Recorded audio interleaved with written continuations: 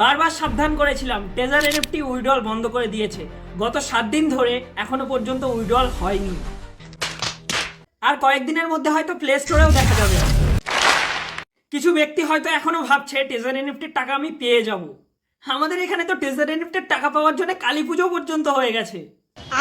আমি আমার একটা ভিডিওতে ভুল করেই বলেছিলাম টেজার এনএফটির ডলারগুলো বাইন্যান্সে উইড্রল করা যায় না। সেই কথাটাই সত্যি হয়ে গেল। টেজার এনএফটি যে কত বড় স্ক্যাম করতে পারে সেই বিষয়ে আমি দুটো ভিডিও বানিয়েছিলাম। আর সেই ভিডিওর কমেন্ট সেকশনে কিছু টেজার এনএফটি ইউজাররা আমাকে মা বাবা তুলে খিস্তি মেরে গেছে। আমি সেই সব চোদনাগুলোকে বলতে চাই, টাকা কি উইড্রল হয়েছে? 7 দিন হয়ে গেল, টাকা কি উইড্রল হয়েছে? আমাদের এখানে তো টেজার এনএফটির টাকা পাওয়ার জন্য কালী পুজো শুরু হয়ে গেছে। তো তুমি কালী পুজোই করো আর পেছনে বাঁশ নিয়ে তপস্যাই করো, টাকা কিন্তু আর উইড্রল হচ্ছে না। আর যেসব আবাল উদ্গান্ড এবং মহিলাগুলো আমাকে বাচ্চা বলে সম্বোধন করছিল তাদের বলছি, তোদের থেকে আমি এই বিষয়টা ভালো জানি। আর জানা বোঝা, বুদ্ধি বিকাশ এবং অভিজ্ঞতার মধ্যে কোনো বয়স লাগে না।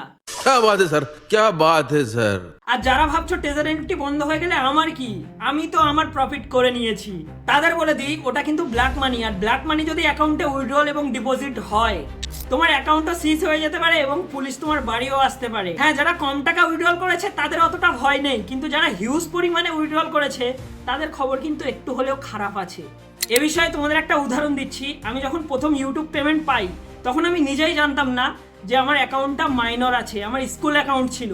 সেই এসবিআই অ্যাকাউন্টে আমার $321 ঢুকে যায় এবং ব্যাংক কর্তৃপক্ষ এটা দেখে তাদের সন্দেহ হয়।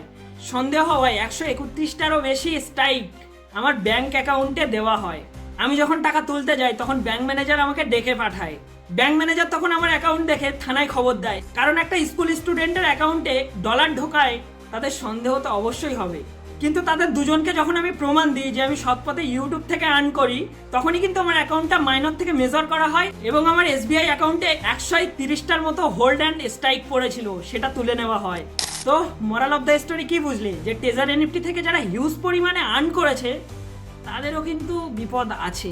টেজার এনএফটি যারা করছিল তাদের প্রচুর টাকার গরম হয়েছিল, যেটা হয়তো ভগবান সহ্য করেনি।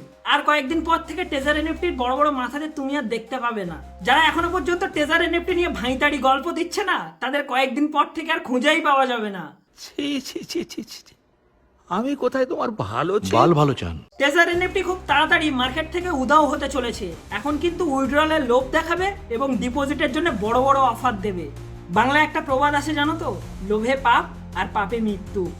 এই টেজার এনএফটিতে ডিপোজিট করে অনেকের হার্ট অ্যাটাক হয়ে গেছে, অনেকেই মানসিকভাবে অসুস্থ, অনেকেই মানসিকভাবে টেনশনে পড়ে আছে।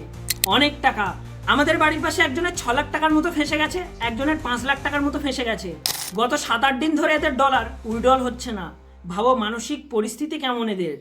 যারা আমার ভিডিওতে খিস্তি মেরে বলছিল তুই কি টাকা দিয়েছিস এদের টেজার এনএফটি খোলার জন্য, তাদের বলছি, কারো উপকার না করতে পারি ক্ষতি কেন করব? কত মানুষের লাখ লাখ টাকা এই অ্যাপসে ফেঁসে আছে, সেই সব টাকা কে দেবে? টেজার এনএফটি সিইও কিন্তু ভালো করেই জানে যে এত মানুষের লাখ লাখ টাকা দিতে গেলে তার প্যান খুলে পড়ে যাবে। আর যেসব চোদনাগুলো আমার মা বাবা তুলে কমেন্ট সেকশনে খিস্তি দিচ্ছিলিস, আমি শুধু অপেক্ষা করছিলাম কখন এই উইথড্রল বন্ধ হবে আর আমি তো তার পারবো। ভিডিওটা ভালো লাগলে অবশ্যই একটা শেয়ার করে দিও। আর হ্যাঁ, সুস্থ থাকো, সতর্ক থাকো, আর না থাকো তো টেজার এনএফটি করো।